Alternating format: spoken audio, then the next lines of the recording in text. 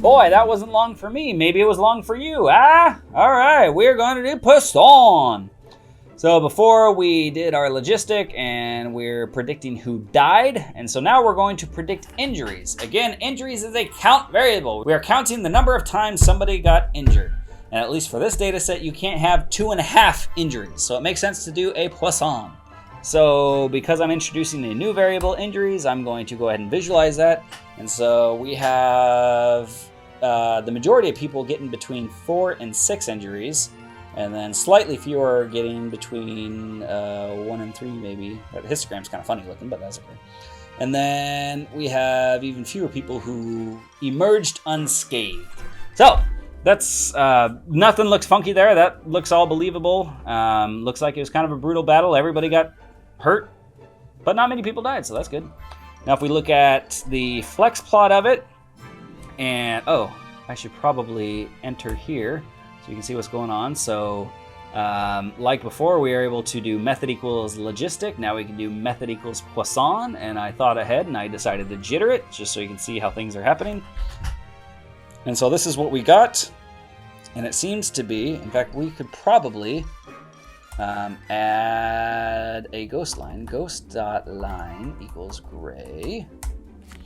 And so then it'll be easier to compare the lines. So it looks like the lines are pretty parallel for average and little fighting, but they might be different for high minutes fighting. So there's a possibility of an interaction there. But for the most part, it looks like the model's doing pretty good, I guess. I mean, it's kind of hard to visualize and interpret visuals when you got discrete data like this, but this seems to be doing pretty good to me. So on average, the more willpower you have, the more injuries you have, which is kind of interesting. Although, and it's possible that it might be the opposite if you've been fighting a long time, and that kind of makes sense too. That if you have a lot of willpower, you're going to fight a long time, and the only thing that'll take you out is to be really severely injured. And so maybe there's a negative relationship that if you're really high in willpower, I don't know, something like that. So now we can model it. Again, we'll do as before, we'll model an interaction there. And so before we did a family equals binomial, now we're going to do family equals Poisson. So if we ran that model and then ran that model, and I'm going to go ahead and move the compare fits over. I mean, it's the same syntax that we've used before. We're just going to start with a flexplot-like formula, specify our data set, and then specify the full and the reduced models. And then we get this lovely thing. So what we see is that, yeah, they're generating, again, we're looking, let's go ahead and jitter this actually. Jitter equals C0, comma 0.1. Again, that's jittering the y-axis by 0.1. So we see that they are actually kind of generating similar predictions. There are some slight deviations, but they're not massively different.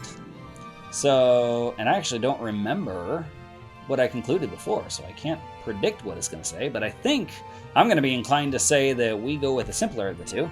Let's see what the model comparison says. It says, let's see.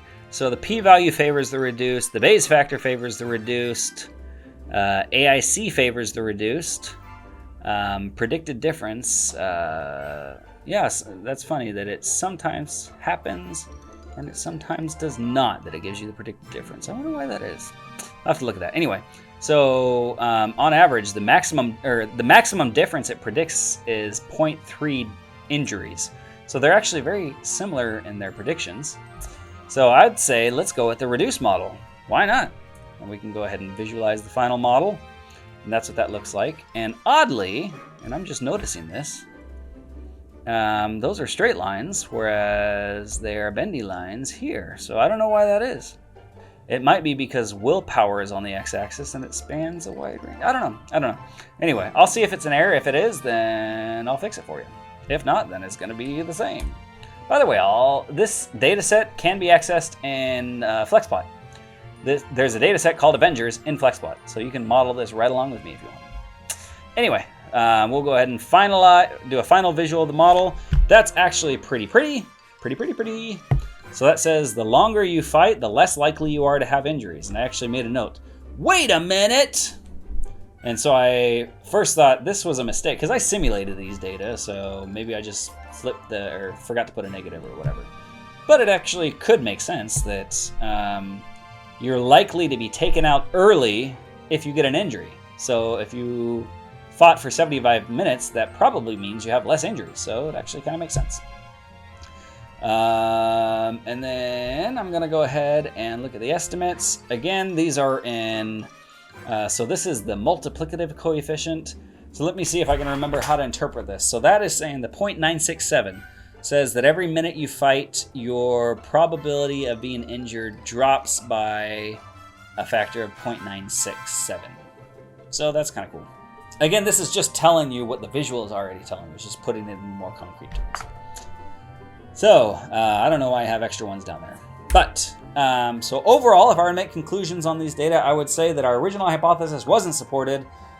We don't find evidence that willpower has an effect on the number of injuries you get once we control for minutes fighting, but it does seem that minutes fighting actually has a pretty strong effect. And it's actually kind of negative. The longer you fight, the less injuries you have, which probably means that the causality arrows have been reversed, that you will fight longer because you have fewer injuries. So that is my very quick summary of Poisson regression. The next one, we're going to do gamma regression. So I'll see you then.